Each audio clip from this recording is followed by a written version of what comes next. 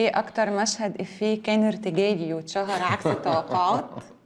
بالنسبه لي انا اللي هو لا قريب ولا حبيب ولا غريب. انا ما كنتش طايقه الجمله دي وانا بقراها، يعني وانا بقرا السيناريو كنت حاسه انها جمله تقيله تقل. وبعدين يا ربي ايه اللي بيقول، يعني مين بني ادم عادي في العادي بيقول جمله كده؟ يعني زي حاجات استاذه ناديه الجندي، عارف هي جمله على بعضها مش مفهومه انا برويه ايوه حاجه كده. فطول الوقت وانا بقرا عامله لي مشكله، فابتديت افكر فيها انه انا هتعامل معاها انها مش نفس الجمله، هتعامل انه كل مره بيتقال حاجه تانية.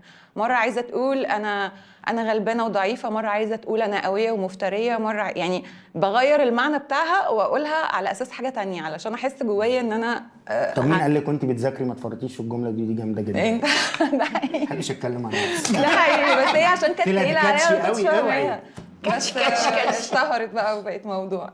لا انا بالنسبه لي طبعا شوجر. فحتى انا فاكر قوي انا واستاذه كامله اتفقنا ان هو يعني ممكن نكررها بس مش كتير قوي، مش كتير عشان ما تبقاش اوفر دوينج ات، او ما نقللهاش عشان ما تبقاش اختفت كده في الحاجات يعني. وطبعا استاذ اسلام قال لي لا والله من الكلمه دي لازم تقولها على طول. يعني لما بضيف بقى لمصلحه العمل مش اكتر. ما عجبتوش بقى.